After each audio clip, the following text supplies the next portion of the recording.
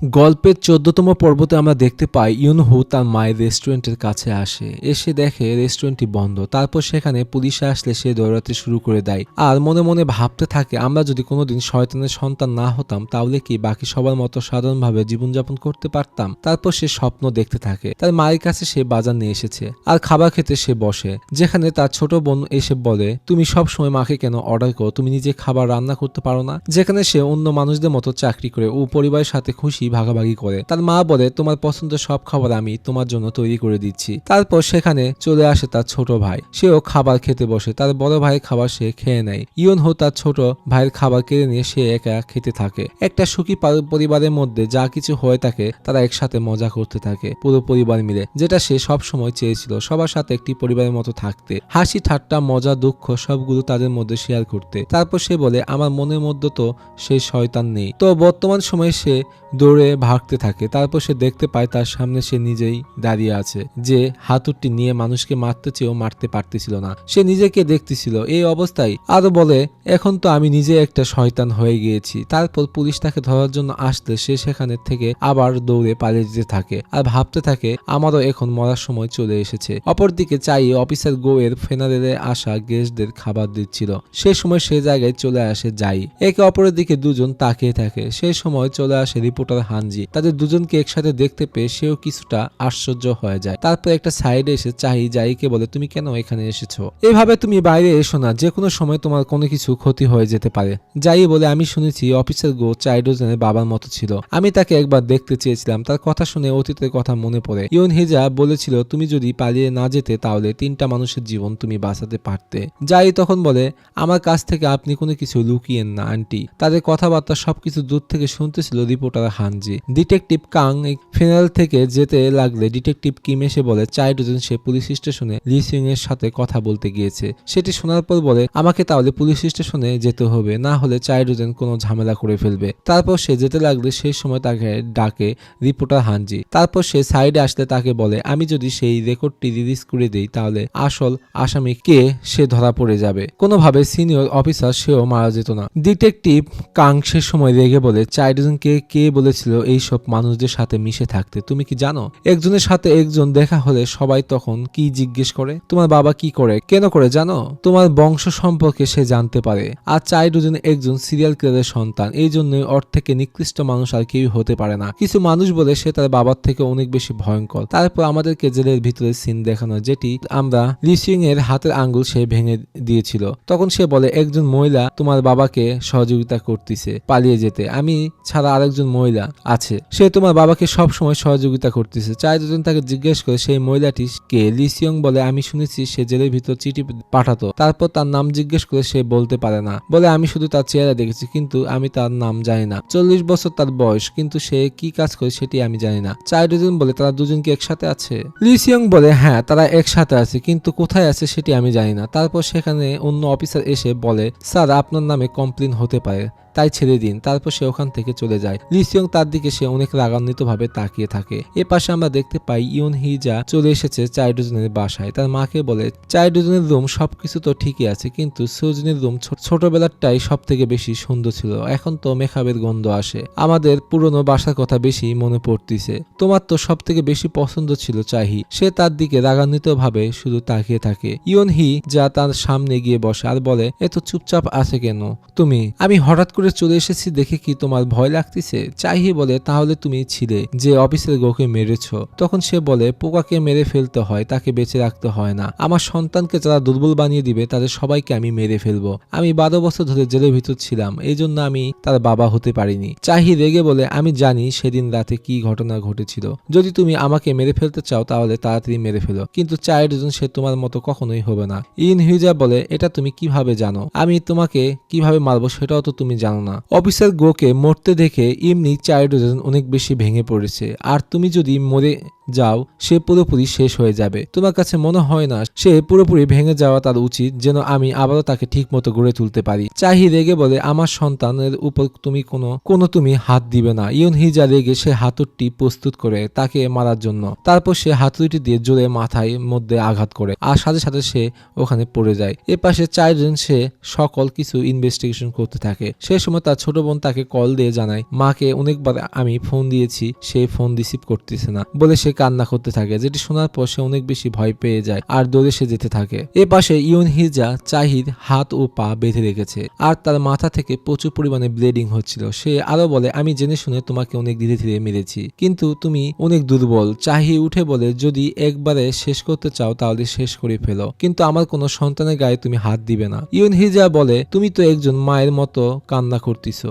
চাই হাসতে হাসতে বলে, তোমাকে দেখে আমার অনেক বেশি অসহায় লাগতেছে, তুমি বুঝতে পেরেছো? তুমি পুরোপুরি ফেঁসে গিয়েছো। তার কথা শুনে সে আরো বেশি রেগে যায়। আবারও তাকে মারতে গেলে সেই সময় বাইরে গেটে আওয়াজ হতে থাকে। তারপর গেট ভেঙে ঢুকে পড়ে ইয়নহু। তারপর সে দেখতে পায় তার বাবা তার মাকে মারার চেষ্টা করতেছে আর বাবাকে দেখতে পেয়ে সে অনেক বেশি ভয় পেয়ে যায় আর তার মায়ের দিকে তাকিয়ে থাকে। অপরদিকে গিলমন ওন জাইকে বলে, আমার সামনে কখনো ফিলিংস লুকিয়েও না, যা বলতে চাও আমাকে বলতে পারো। আমি চাই তুমি কোনো সাধারণ ছেলের সাথে দেখা করো আর তোমার মনের কথাগুলো তার সাথে শেয়ার করো। তার উপর তুমি সম্পূর্ণ ভরসা করো যেন তোমার জীবনটা সুন্দর হয়। যাই বলে, আমার মা বাবার ছবির দিকে তাকালে অনেক বেশি কান্না চলে আসে। কেউ আমার দিকে তাকালে বা কমেন্ট করলে অনেক বেশি আমার খারাপ লাগে। এই সবকিছু থেকে এগিয়ে যাওয়ার জন্যই তো আমরা এত বছর ধরে ওয়েট করেছি। আমার অনেক বেশি পছন্দ চাইল্ডুজেনকে। এখন থেকে খুশি থাকার জন্য আমি সবকিছু করব। চাইল্ডুজেন সেও এটি চায়, তাই তুমি কোনো টেনশন করো না। তার ভাই বলে, সবার আগে তুমি আমাকে সবকিছু বলবে, যেটি তুমি তাকে বলতে পারো না সেটি আমার সাথে শেয়ার করবে। অতীতে তার ভাই তাকে বলেছিল আমরা দুজন মিলে একসাথে বড় হব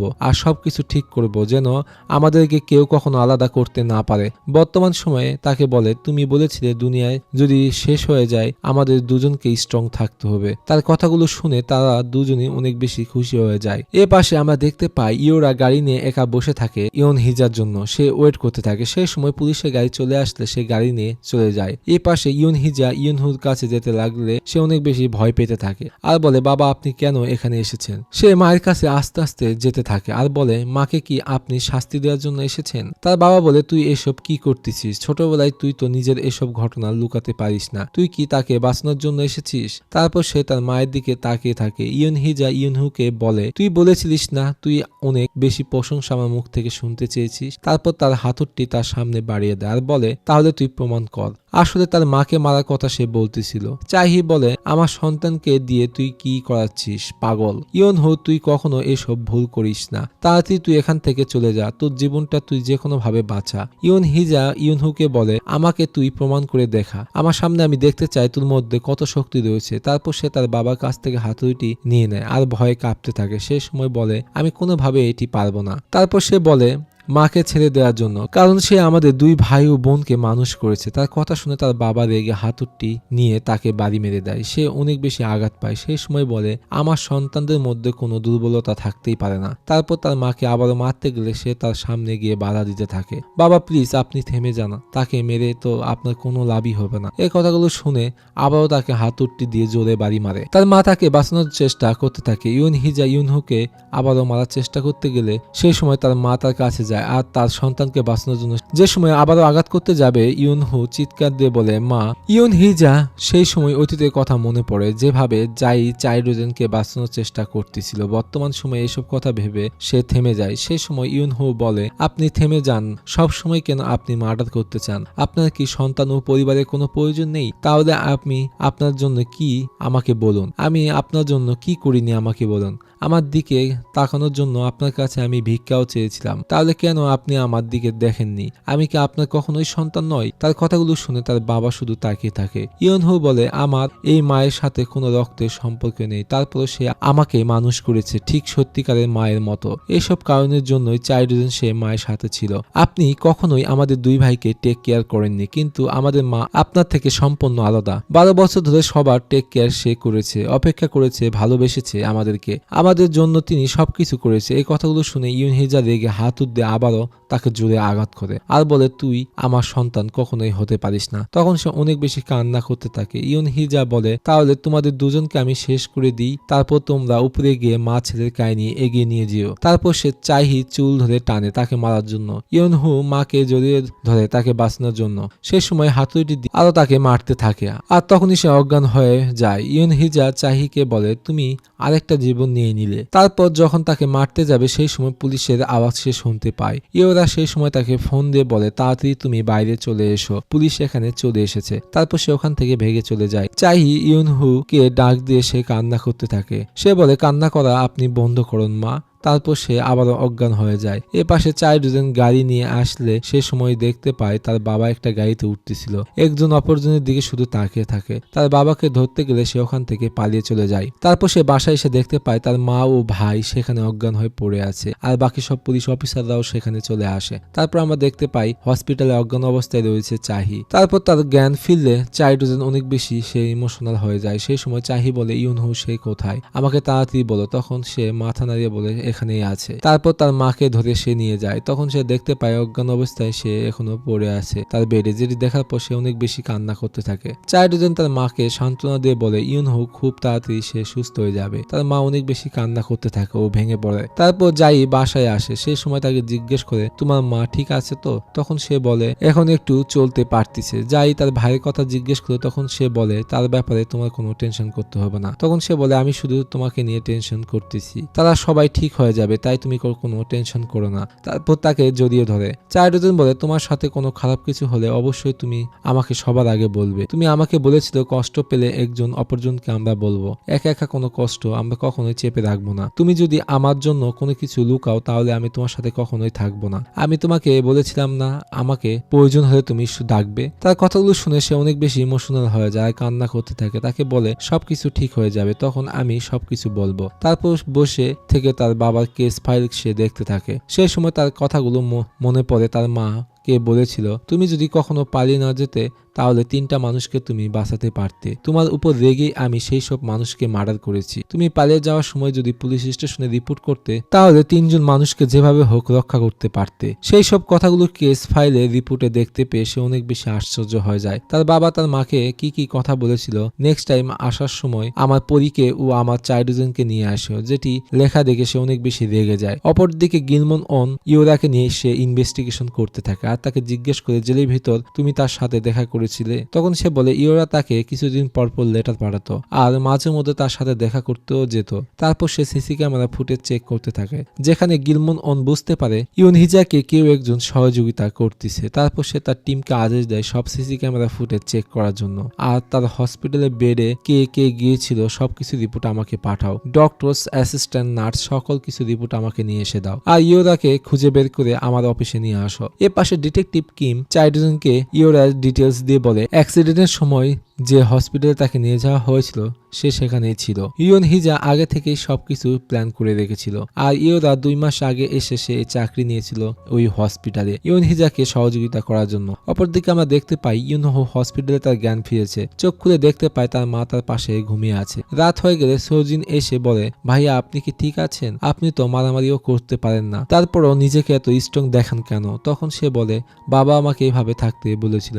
সোজিন বলে, আপনি এখনো কিভাবে তাকে বাবা বলতে পারতেছেন? ইউনহো বলে, তাহলে তুমি আমাকে ভাইয়া কেন বলতেছো? আমি তো কখনো ভালো কাজ করিনি। তারপর সেখানে তার মা এসে বলে, তুমি সবকিছু ঠিক করেছো কিন্তু তুমি অনেক বেশি ব্যথা পেয়েছো, তুমি কেন আমাকে বাঁচিয়েছো? আমি তোমাকে সেখানে আসতে বলিনি। ইউনহো বলে, আপনি কেন করেছিলেন? চাইল্ডজন ও আমি আপনার তো সন্তানই না, তারপর আপনি আমাদেরকে মানুষ করেছেন। আজ পর্যন্ত এটি আমি বুঝতে পারিনি। আমার আসল পিতা আমাকে মারতে চেয়েছিল, আপনি তো আমার সৎ মা, আমাকে আপনি বাঁচানোর চেষ্টা করেছেন। তার মা সে সময় বলে, তুমি সব সময় আমার ভালোবাসা চেয়েছিলে কিন্তু তুমি বুঝতে পারতেছিলে না কি করবে। ইউনহো বলে, আপনি সব সময় চাইল্ডজনকেই চেয়েছিলেন। তার মা তার হাত ধরে সে ক্ষমা চেয়ে নেয়। তোমার মা তোমার জন্য সব সময় ওয়েট করবে। তোমার সাজা শেষ হওয়ার পর আমরা পুরো ফ্যামিলি আবারও একসাথে থাকবো, আবারও যেন তুমি পালিয়ে যেও না। তার কথাগুলো শুনে সে অনেক বেশি ইমোশনাল হয়ে যায়। তার মা বলে, এবার আমি তোমার সাথে দেখা করতে আসলে আমাকে যেন তুমি চলে যেতে বলো না। অপরদিকে নিউজে দেখতে থাকে জাইর মা 12 বছর আগে মারা যাওয়ার কারণে সব ফ্যান ফ্যানরা তার জন্য বার্থডে সেলিব্রেশন করতে যাচ্ছে। এইসব নিউজ যাই দেখে সে কিছুটা ইমোশনাল হয়ে যায়। তার ম্যানেজার সেই সময় বলে এইবার তোমার মায়ের জন্মদিন আসতেছে, সেখানে অনেক তার ফ্যানরা থাকবে। তারপর সেখানে চলে আসে রিপোর্টার হানজি, বলে আমি তোমার ও 4 জনকে নিয়ে আর্টিকেল লিখতে চাই, তুমি কি ইন্টারভিউ দিতে পারবে? আমি তোমাদের রিলেশন নিয়ে লিখতে চাই, কিন্তু আমি সবার আগে জানতে চাই ড্যাট নাইট মানে সেই রাতে কি হয়েছিল। যাই সেই সময় বলে আমাদের ব্যাপারে তুমি যদি লিখতে চাও তাহলে তোমার অনেক বেশি ক্ষতি হয়ে যাবে। তখন সে বলে কি? যাই বলে তুমি কি জানো রিপোর্টার পার্কি মার্ডার হয়েছে? ইউন হিজা সে তো বাইরে ঘুরতেছে, তুমি যেরকমটা ভাবতেছো তার থেকেও সে অনেক বেশি ভয়ঙ্কর, তোমার যে কোনো কিছু হয়ে যেতে পারে। তার কথাগুলো শুনে সে পুরোই অবাক হয়ে যায়। অপরদিকে লি সিয়ং চাইডোজেনকে বলে ইউন হিজা আমার ব্রেন ওয়াশ করেছিল, আমি কোনো কিছুই জানি না আমার সাথে কি হয়েছিল। ইয়নজি সে সময় বলে রিপোর্টার পার্কিকে মার্ডার করার সময় আমরা ওয়েব ক্যামেরাতে দেখেছি তুমি সম্পূর্ণ সুস্থ ছিলে, যা যেটি কখনোই মানবে না যে ওই সময় তুমি পাগল হয়ে গিয়েছিলে। লি সিয়ং চাইডোজেনকে বলে তুমি জেলের ভিতর আমার সাথে যে ব্যবহার করেছো সেটার জন্য তুমি কখনোই বাঁচতে পারবে না। চাইডোজেন বলে ইয়ন হিজার লুকানোর যে জায়গাটা তোরা তৈরি করেছিস সেখানে কি ইয়োরা থাকে? এপাশে তখন আমরা দেখতে পাই ইয়োরা সবকিছু সে গুছিয়ে নিচ্ছে পালিয়ে যাওয়ার জন্য। ইয়ন হিজা বসে থেকে সে নিউজ আর্টিকেল দেখতে থাকে। সেই সময় তার সন্তানের কথা মনে পড়ে, তার দিকে সে অবাক চোখে তাকিয়ে থাকে। বর্তমান সময়ে এসব সে ভাবতে থাকে। সেই সময় ইয়োরা বলে সময় চলে এসেছে এখান থেকে আমাদের চলে যাওয়ার, আমি তোমাকে কখনোই বিপদে রেখে যাব না, সব সময় তোমার পাশে থাকবো। তার কথা শুনে সে বলে তাহলে চলো এখনই চলে যায়। এপাশে চারজন বলে ইয়ন হিজাকে সহযোগিতা করার জন্য তুই কোথায় থেকে টাকা এনেছিস সেটাও আমরা ভালো করে জানি। ইয়ন হিজাকে ছাড়া জেলের ভিতর থাকতে তোর অনেক বেশি বোরিং লাগবে। লি সিয়ং বলে সময় থাকতেই আমাকে জাইকে মেরে ফেলা উচিত ছিল, কিন্তু আমাকে আটকে রেখেছিল বাবা। চারজন অনেক বেশি রেগে তার গলা চেপে ধরে আর বলে ইয়ন হিজা কি করতে চাই আমাকে তুই তাড়াতাড়ি বল। তখন সে বলে তুই জাইয়ের নাম শুনলেই পুরো পাগল হয়ে যাস, এই জন্যই বাবা সে নিজে এই খেলাটি শেষ করে দিবে যেন সে বইটির লেখা গল্পটি শেষ করতে পারে। অপরদিকে ইয়ন হিজা গাড়ি থেকে নেমে সে সামনের দিকে তাকিয়ে থেকে হাসতে থাকে। এপাশে যাই তার মায়ের ছবি দেখে সে অনেক বেশি ইমোশনাল হয়ে যায়, ও কান্না করতে থাকে আর বলতে থাকে আমরা এখানে আছি মা। ইয়ন হিজা বলতে থাকে এখন সময় চলে এসেছে সবকিছু শেষ করে দেওয়ার। লি সিয়ং চাইডোজনকে বলে তুমি এতটুকুই জানো যাই তোমার জন্য সে মারা যাবে। তার কথা শুনে সে আরো অনেক বেশি রেগে যায়। চাইডোজন বলে তুই কখনোই শক্তিশালী হয়ে উঠতে পারবি না, তুই একজন দুর্বল ও বেকার মানুষ। ইয়ন হিজা তোকে তো একটা পুতুল বানিয়ে ফেলেছে, তোর যে শক্তির প্রয়োজন সেটা তো ইয়ন হিজার নিজের কাছেও নেই, বুঝতে পেরেছিস?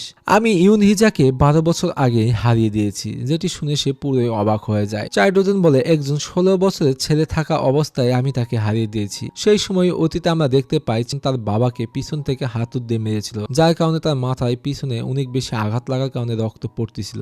ইয়ন হিজা তার দিকে সে বড় চোখ করে তাকিয়ে থাকে। বর্তমান সময় লি সিয়ং একথা শুনে সে তো পুরোই আশ্চর্য হয়ে যায়। অপরদিকে জঙ্গলের মধ্যে দিয়ে হেঁটে যাচ্ছিল ইয়ন হিজা আর মনে মনে বলতে থাকে একটি ঘটনা আছে যেটি আমি 12 বছর ধরে কাউকে বলতে পারিনি। চাইডোজেন ভয়ঙ্কর ভাবে তার দিকে তাকিয়ে থেকে বলে কিন্তু সবার শেষে তোকে অনেক বেশি বলদ বানিয়ে দিয়েছে। সেই ভয়ঙ্কর ভাবে পাগলের মতো হাসতে থাকে, যেটি দেখে সে আরো অনেক বেশি ভয় পেয়ে যায়। অপরদিকে ইয়ন হিজা রাস্তার দেশে একা একা হেঁটে যাচ্ছিল। এপাশে ডিটেকটিভ কিম চাইডোজনকে বন্দুক নিয়ে ইয়োরের বাসায় তাকে ধরার জন্য তারা ঢুকতে থাকে। পুলিশের সকল টিম মেম্বাররা রুমের আশেপাশে খুঁজতে থাকে, কিন্তু তারা কোথাও খুঁজে পায় না। তারপর ডিটেকটিভ কিম বলে সে পালিয়ে চলে গিয়েছে। সেই সময় চাইডোজেন তার বাবার বইটির মধ্যে একটা সাদা পৃষ্ঠা দেখতে পায়, যেখানে লেখা ছিল আমার প্রিয় সন্তানের জন্য আমাদের যে কাহিনীটি আমরা কখনো বলতে পারিনি সেটি আমরা আমাদের মনের মধ্যেই রেখে দিব। যেটি শুনে সে অনেক বেশি রাগান্বিত হয়ে যায়। অপরদিকে ইয়ন হিজা তার হাতুড়িটি নিয়ে সে দাঁড়িয়ে থাকে আর সামনের দিকে সে তাকিয়ে থাকে। তখন আমরা দেখতে পাই ম্যানেজার